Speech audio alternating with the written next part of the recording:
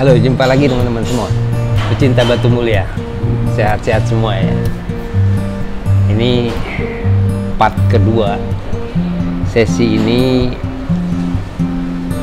banyak. Saya coba kumpulkan lagi begitu banyak dari teman-teman semua pertanyaan, macam-macam, dan ingin saya juga bagikan kepada teman-teman semua yang lain ya. Nah, saya juga coba bawakan contoh-contoh dari yang akan saya jawab nanti. Kita langsung. Ini pertama dari Pak Henry dari Makassar. Pak Henry ini pertanyaan yang ada beberapa pertanyaan yang sama, jadi saya rangkum, saya samakan. Jadi ada, Pak, ini apa betul batu, ada batu yang berubah warna? Nah, ini unik, batu berubah warna. Ada dua batu yang sementara masih terkenal ya, kita sebut change color. Dia ada 3 warna. Batu yang pertama ini namanya sultanite. Ini dari Turki. Jadi kalau kita kalau saya sudah buatkan memonya, memang dia disebut sultanite karena dari sana, dari Turki. Awalnya dulu memang dipakai oleh raja-raja. Dia memiliki 3 warna karena efek dari cahaya yang masuk ya. Ketika ada warna putih lampu neon, dia berubah jadi hijau.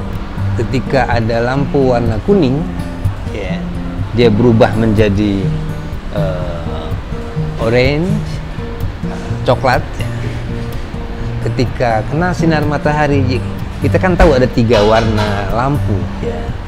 Nah, itu berubah warna menjadi ada 3 warna tadi ya. Jadi ada coklat ke orange, ada hijau, ada pink yang terang ketika kena matahari. Nah, ini keunikan dari batu change color dari sultanite.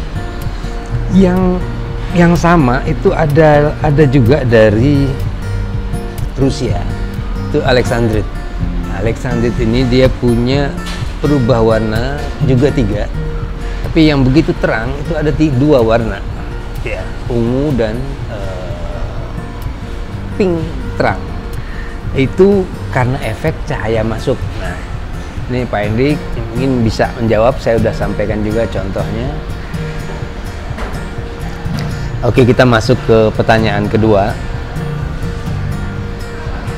Oke, ini dari Pak Rudi di Bandung.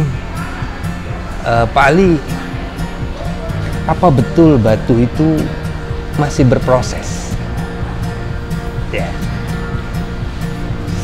seperti beberapa tahun lalu saya pakai, sekarang berubah warna. Nah, ini menjurus ke perubahan warna ketika kita masih menggunakan. Nah, oke, ini teman-teman semua saya jelaskan bahwa terciptanya batu itu di dalam bumi itu membutuhkan jutaan tahun. Itu apalagi untuk permata ratusan juta tahun. Nah, ini sangat tidak mungkin terjadi perubahan di masa kita menggunakannya. Ini kemungkinan adalah, pertama, mungkin lama kita nggak melihat atau kita simpan, lalu setelah kita lihat ada sedikit perubahan. Nah, ini perlu kita ketahui bahwa proses batu itu berproses ketika masih ada di alam. Tapi setelah kita ambil lalu kita potong-potong, poles sehingga pori-porinya ketutup dan sebagainya, selesai. Buat batu tidak akan ada perubahan. Nah, kecuali ada campur tangan manusia. Nah, di sini ada yang merubah warna batu ya dengan cara diet pewarnaan, ada yang merubah dengan cara heat pemanasan.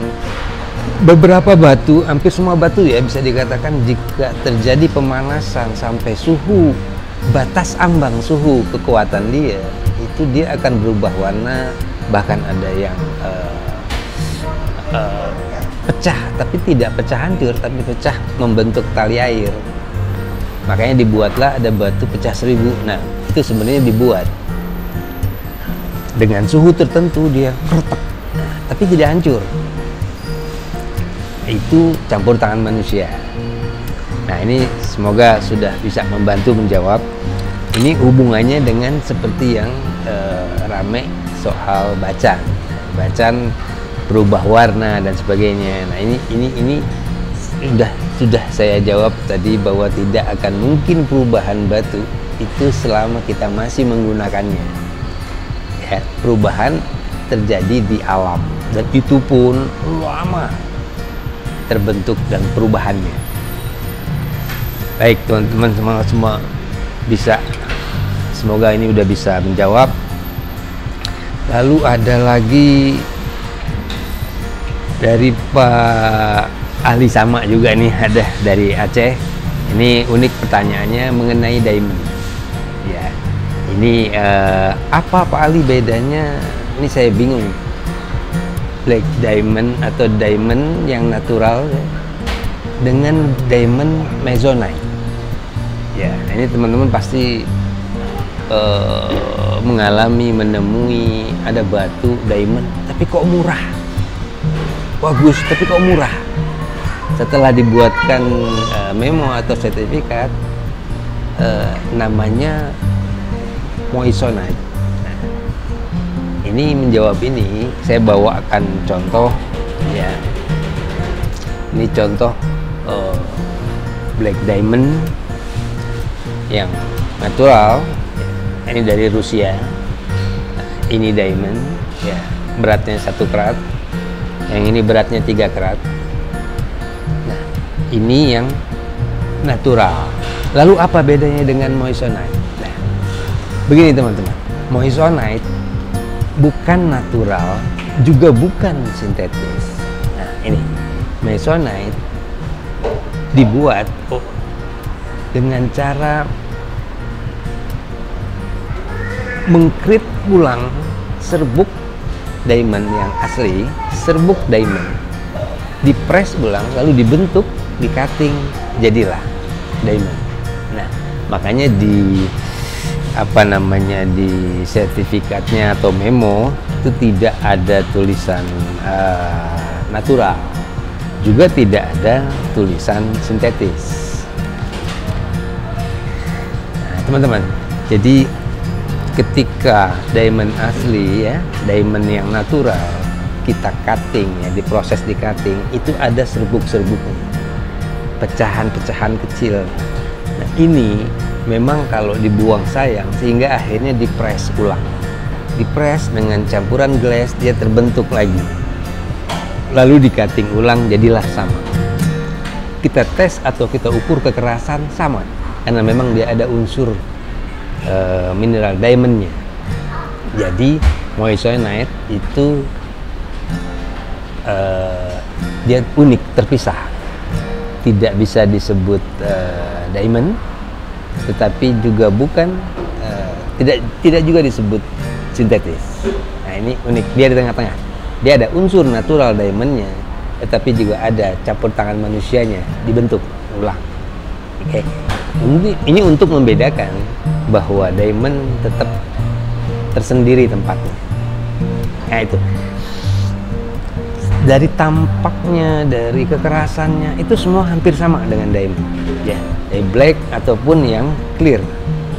Nah, ini membedakan. Tapi kalau dari segi harga jauh. Buat teman-teman yang kurang atau belum mampu untuk yang membeli diamond, bisa yang moissanite, persis sama, dan ada juga di memonya, bisa dibuatkan. Baik, semoga ini bisa membantu menjelaskan kepada Pak Ali di Aceh ya. Lalu lanjut lagi teman-teman. Sebentar, saya kopi.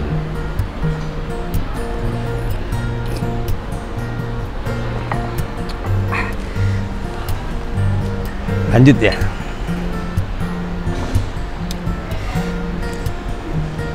Ini ada pertanyaan yang hampir mirip sama juga dari Pak Budi di Jogja. Ini Pak Budi mempertanyakan mengenai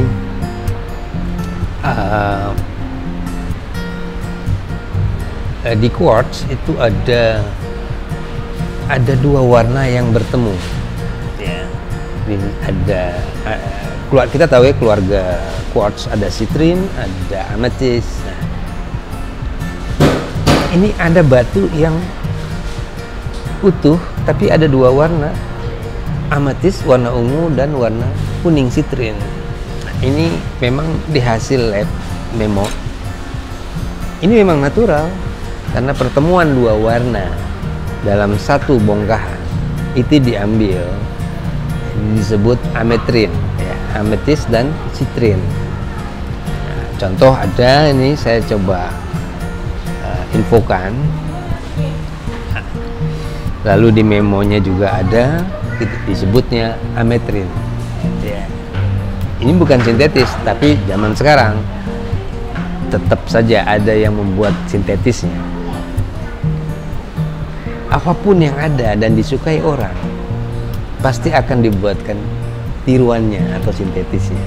Jadi don't worry, apapun yang kita punya nikmati saja. Oke. Teman-teman, kemarin yang info-info yang saya sampaikan soal video red coral, marjan, gaharu ya, ini seperti ini, link videonya marjan ya. Nah, ini ternyata banyak peminatnya dan suka. Banyak masyarakat kita yang suka dengan marjan, dengan gaharu. Coba teman-teman bisa buka kembali linknya dan tonton kembali. Jika ada yang suka, coba kontak ke saya. Jadi keunikan marjan, keunikan gaharu, ya, kayu gaharu itu kebanggaan Indonesia karena kayu langka dan termahal di dunia itu ada di Indonesia, Kalimantan dan Papua. Oke, ada pertanyaan yang unik juga dari Pak Bambang di Jambi. Ya, Pak Bambang ini bertanya soal star yang ada di korundum, ya, baik itu di ruby atau di safir. Ya, nah ini menarik. Saya juga bawakan contohnya. Ya, jadi teman-teman, star memang ada, tapi walaupun sekarang udah banyak tiruannya, tetap kita bisa membedakannya. Ya, star itu ada ketika kisi-kisi batu sudah mengkristal dan ketika dia mendapatkan cahaya masuk, dia memantulkan cahaya, memantulkan kembali kilaunya dari kisi-kisi tersebut sehingga membentuklah garis 6. Ya, star. Nah, ini ada dan banyak kita jumpai, ada di ruby, di safir, ya. Makanya yang star itu tidak di cutting, ya, dipoles kobocon. Nah, itu koleksi saya juga ada banyak. Monggo yang suka silakan. Untuk yang ruby star macam-macam koleksinya. Lalu baik itu berbagai macam ruby yang memiliki star. Ya, itu tadi udah menjawab Pak Bambang.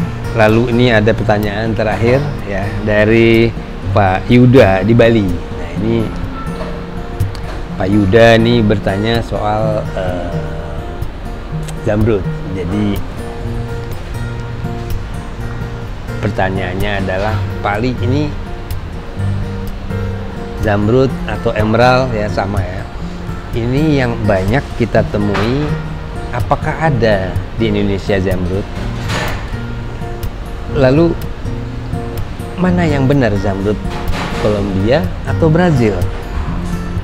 Lalu apakah juga ada di daerah lain selain di Kolombia dan Brazil? Baik, emerald atau bahasa kita adalah zamrud, ya. Kalau bahasanya ininya adalah namanya adalah emerald.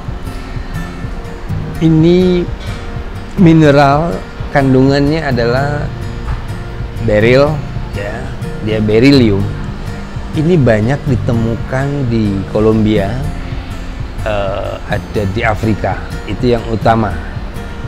Di daerah kita atau di Indonesia sampai saat ini belum ada ditemukan batu-batu yang mineral, ya, baik itu zamrud atau emerald, ruby, ya, safir.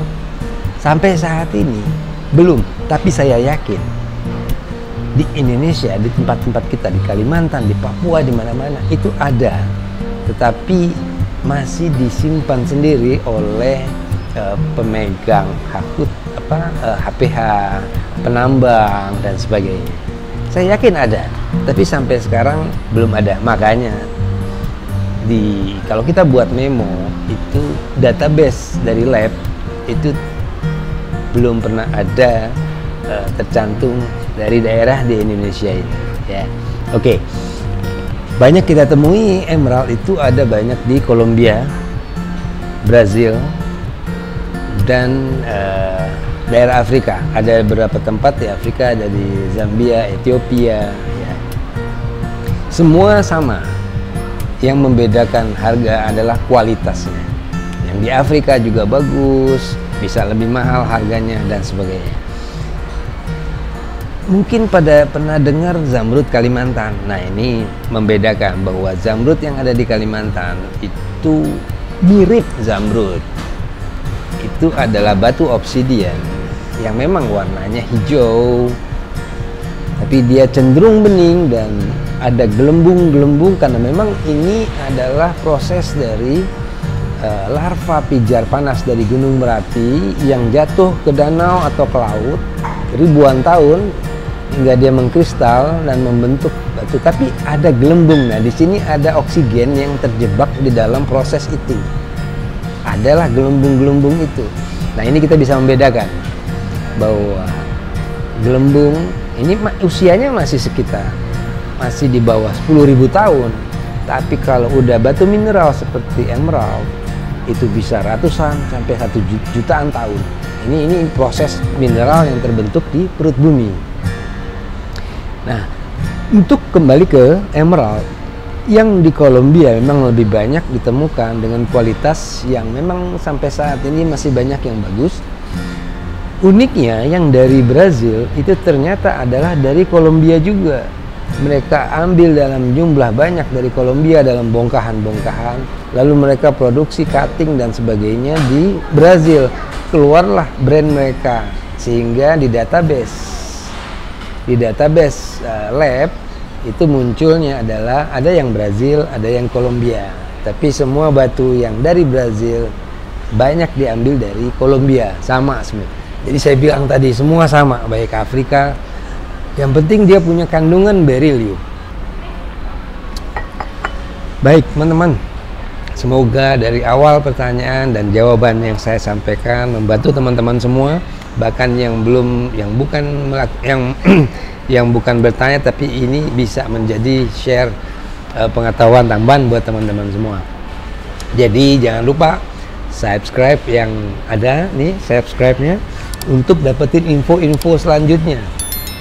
Lalu teman-teman silakan dari manapun ada pertanyaan soal batu, ada pertanyaan atau bahkan yang ingin menjual batunya apa dan sebagainya, hubungi saya. Mungkin kita bisa jodoh, ya, saling bantu. Lalu baik, jangan lupa nanti next video atau next apa yang akan saya sampaikan ada mengenai produk-produk yang memang unik-unik lagi, koleksi-koleksi Airus akan saya share kembali. Jangan lupa subscribe-nya. Terima kasih.